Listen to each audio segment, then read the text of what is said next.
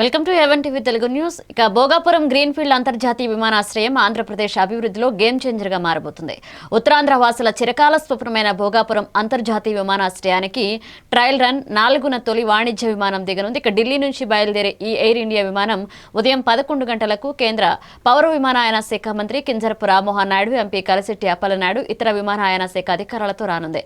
ఈ చివరి trial run విజయవంతమైన తర్వాత ఈ మే నెల నుండి ఎయిర్పోర్ట్ నుంచి రాకపోకలు సాగించేందుకు సిద్ధంగా ఉన్న ఇతర విమానయాన సంస్థలతో మంత్రిత్వ శాఖ చర్చలు జరపనుంది. ఉత్తరాంధ్ర వాసుల కలల ప్రాజెక్టుగా భోగాపురం గ్రీన్ఫీల్డ్ అంతర్జాతీయ విమానాశ్రయం రూపుదిద్దుకుంటుందని అధికారి ప్రభాకర్ రావు తెలియజేశారు.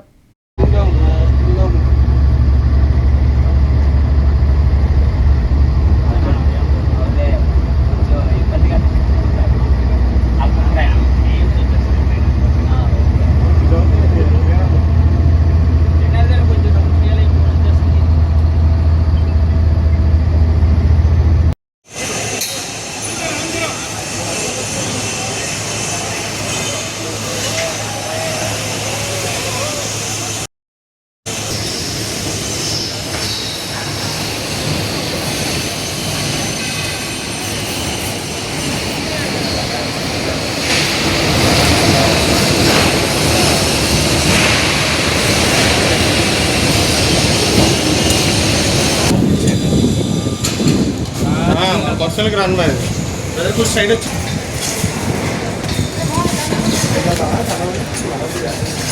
ఎక్కడికి వస్తే అవుతాయి కదా